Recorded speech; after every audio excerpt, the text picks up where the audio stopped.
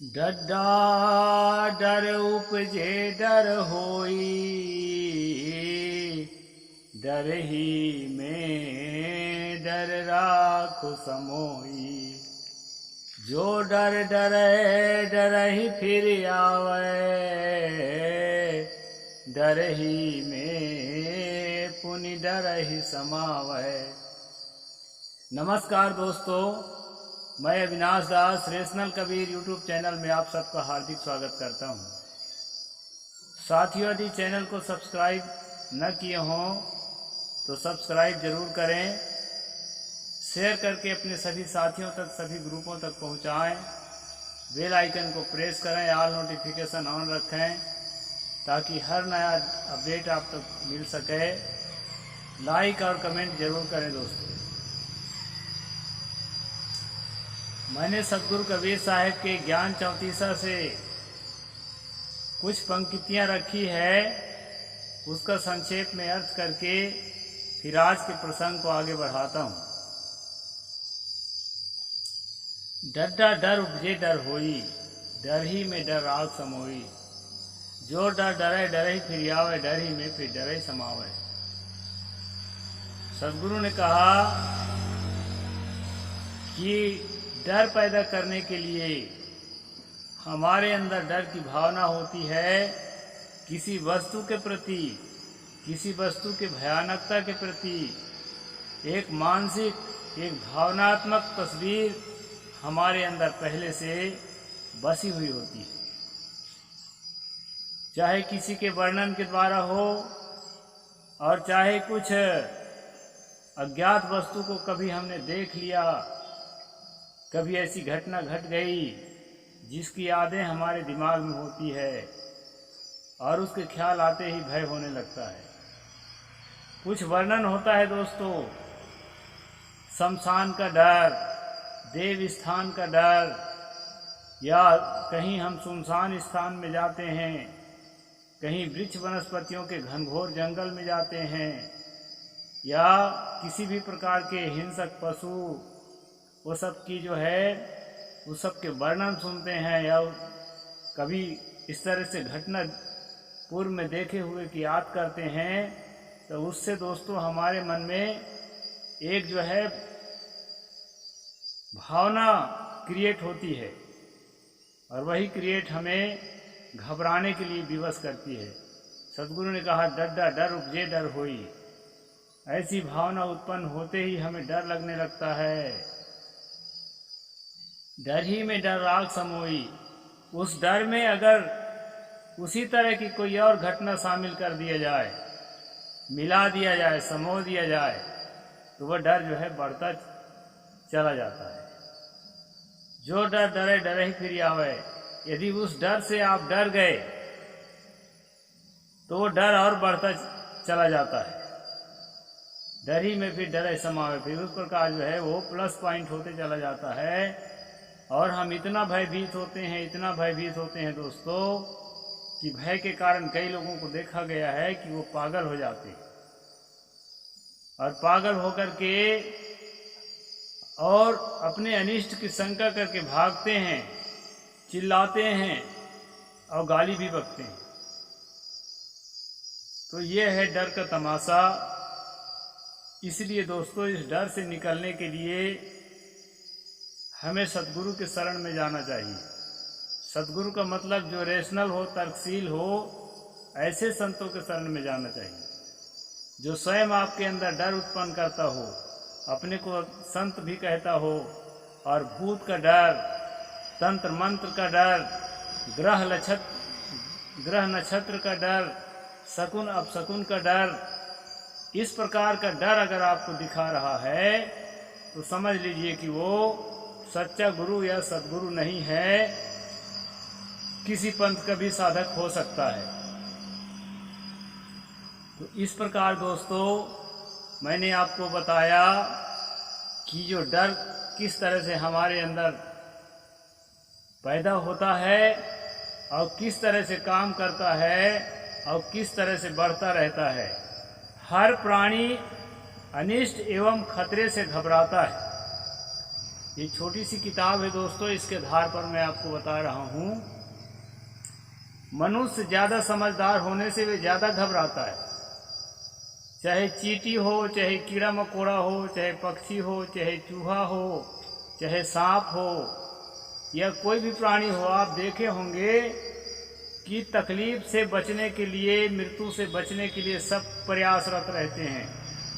और आदमी उसमें ज़्यादा प्रयासरत इसलिए रहता है क्योंकि आदमी के पास समझ ज़्यादा है, उसकी बुद्धि विकसित है, इसलिए वो खतरा के कारणों को, कई कारणों को जानता है और उसके निवारण के लिए उपाय भी खोज निकालता है। और साथियों, जिन कारणों को ठीक से नहीं समझा है उसके लिए जो है वह धोखा भी खाता है बदमाशों के द्वारा, जो धर्म के नाम से ठगी करते हैं उनके द्वारा।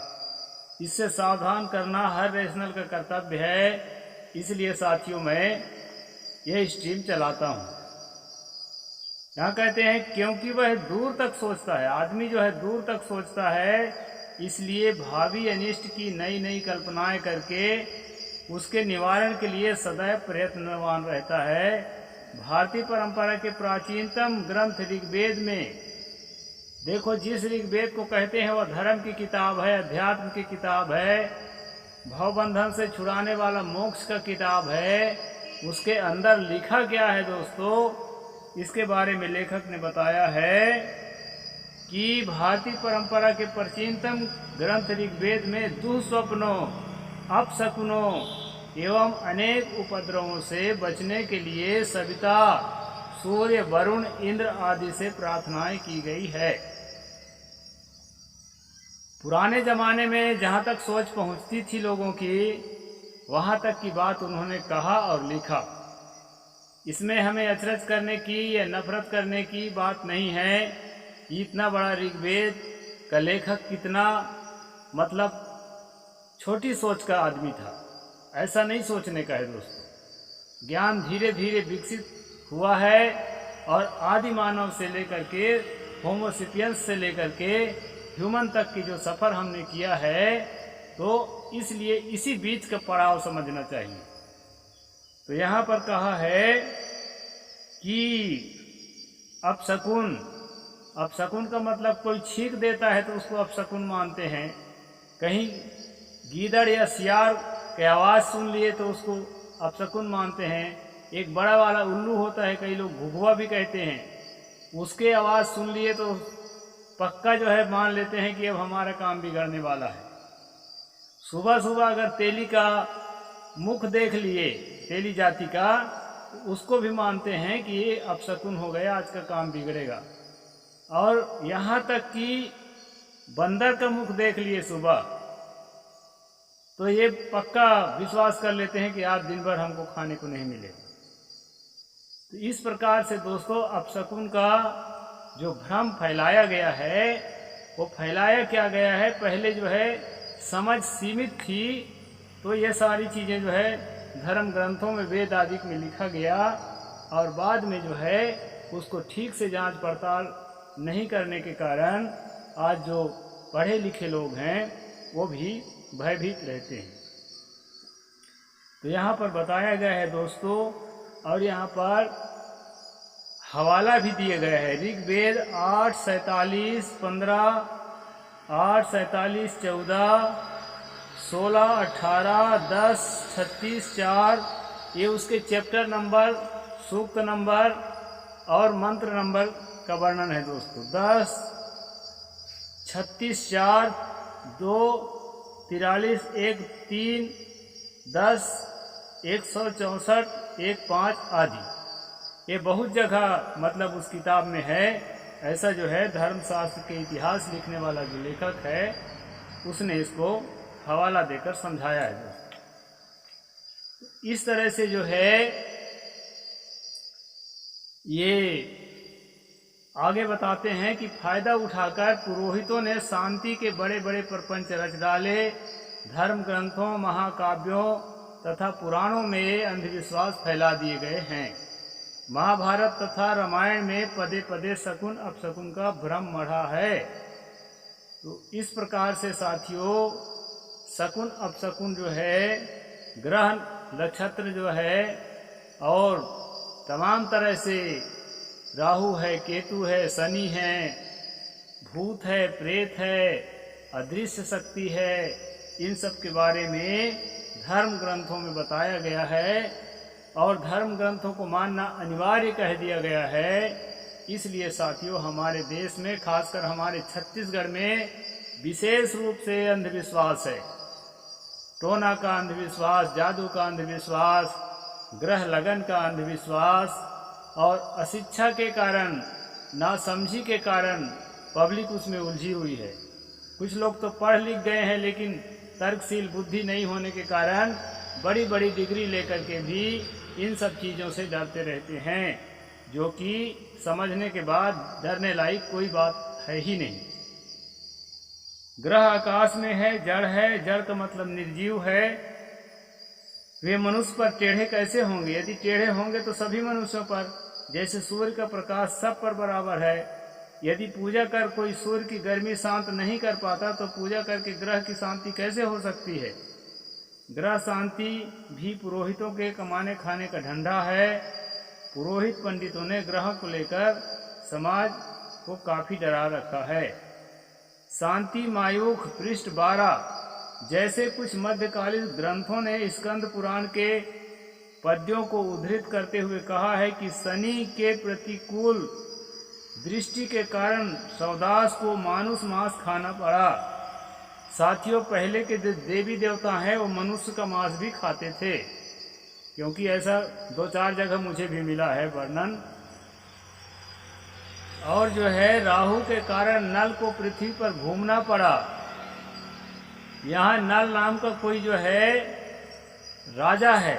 ये नल जो है आप पानी वाला नल नहीं समझेंगे। नल को पृथ्वी पर घूमना पड़ा। मंगल के कारण राम को वन वन गमन करना पड़ा। अब यहाँ तो रामायण में कहा है कि वो जो है अवतार ही लिए थे वन वन घूमने के लिए, और उनका काम ही था कि राक्षसों को यानी मूल निवासी जातियों को खत्म करने का, उसके संकल्प लेकर के वो जन्म लिए थे, यानी अवतार लिए थे। लेकिन यहाँ बताया गया है कि वो मंगल ग्रह के कारण जो है उसको मंगल ग्रह का प्रकोप था, इसलिए वन वन घूमना पड़ा। चंद्र के कारण हिरण्यकश्यप की मृत्यु हुई और सूर्य के कारण रावण का पतन हुआ। सूर्य भी जो है उसको नुकसान पहुंचा दिया, जो सबको फायदा पहुंचाता है। बृहस्पति के कारण दुर्योधन की मृत्यु हुई। बुध के कारण पांडवों को उनके अयोग कर्म करना पड़ा तथा शुक्र के कारण हिरण्याक्ष को युद्ध में मारना पड़ा। यह धर्मशास्त्र का इतिहास भाग 4 पृष्ठ नंबर 356। इस प्रकार के दोस्तों यहाँ पर अंधविश्वास की बातें बताई गई है। इसलिए धर्म सिंधु नामक ग्रंथ में सूर्य, चंद्र, मंगल, बुध, बृहस्पति, शुक्र, शनि, राहु तथा केतु की शांति के लिए ब्राह्मणों को दान देने का जो विधान बताया गया है वो अद्भुत है। हीरे, मोती, सोना, चांदी, पशु, अन्न, वस्त्र, शक्कर आदि बड़ी लंबी लिस्ट है। कितना शक्कर देना है, कितना गुड़ देना है, जूता देना है, छाता देना है, धान देना है, गेहूं देना है और सोना चांदी देना है। राजे रजवाड़े हैं तो उनसे हीरा मोती भी लेना है और कितने मात्रा में लेना है, ये सारी चीज़ों का उसमें व्यवस्था बताया गया है दोस्तों। तो ये सारी व्यवस्था जो चालाक तांत्रिक होता है, जो चालाक पुरोहित होता है, इनके फायदे के लिए सारी व्यवस्था लिखी गई है। साथियों ये जो पुरोहित होते हैं और ये जो तंत्र मंत्र वाले होते हैं, ये जड़ से जानते हैं, अच्छी तरह जानते हैं कि इससे होता कुछ नहीं है। इसलिए उनको 2 नंबर का पैसा लेने में कभी भी डर नहीं लगता, कभी भी संकोच नहीं होता और आम जनता जो है भूल में रहती है, इसलिए वो दिल खोल के पैसा देती है। साथियों जाते जाते मैं एक घटना बता जाता हूँ आपको। मैं छत्तीसगढ़ के चरोटा नाम के गांव में रहता हूँ। यहाँ पास ही एक अकतई करके गांव है। उस गांव में जो है एक दाऊ जी रहते थे। करीब 150 एकड़ के काश्तकारी है उनकी। और खूब धनवान आदमी हैं।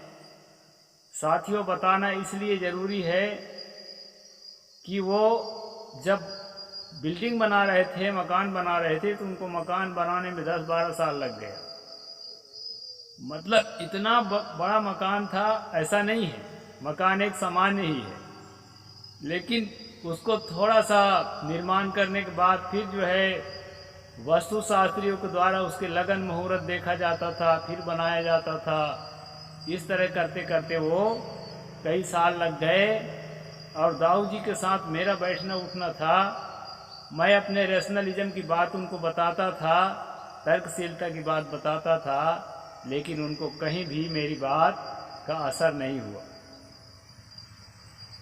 साथियों, इतना सारा सब कुछ शकुन, सब कुछ शुभ और सब कुछ अच्छा करके जो है भवन बनाया उन्होंने, लेकिन दुर्भाग्य की बात मैं बताऊं कि जिस साल भवन बनकर तैयार हुआ, भवन का उद्घाटन होने के बाद भवन में रहने को उनका सौभाग्य नहीं हुआ। अपना खेत भ्रमण करने जा रहे थे, नहर पर जो है मोटरसाइकिल सहित गिरे और फिर दोबारा उठे ही नहीं। ये मैं अपने सामने की घटना आपको बता रहा हूँ। एक अच्छा विनम्र आदमी, एक सदाचारी आदमी, हर तरह की चीज़ें अच्छी थी उसमें, मेरे प्रति भी एक अच्छी भावना रखते थे, श्रद्धा रखते थे, लेकिन मेरी बातों के प्रति उन्होंने श्रद्धा नहीं रखी। तो अंधविश्वास में लाखों रुपया वास्तु शास्त्रियों द्वारा लूट लिए गए। तो बातों को जब समझ जाएंगे दोस्तों, तो कोई तांत्रिक, कोई मांत्रिक, कोई बाबा और कोई देवी देवता और कोई पंडा पुरोहित आपको नाजायज तरीके से लूटेंगे नहीं। और दूसरी बात, सबसे बड़ा फायदा ये होगा कि आपके मन में जो कोलाहल होता है भय के कारण, ऐसी चीज़ों का भय, न कोई सांप है, न कोई शेर है, न कोई भालू है, न कोई दुश्मन है जो बंदूक लिए खड़ा है, ऐसा कुछ भी नहीं है। लेकिन उनसे जितना डरते हैं उनसे कहीं ज़्यादा ऐसी चीज़ों से डर रहे हैं दोस्तों आप, जो डर के लायक है ही नहीं।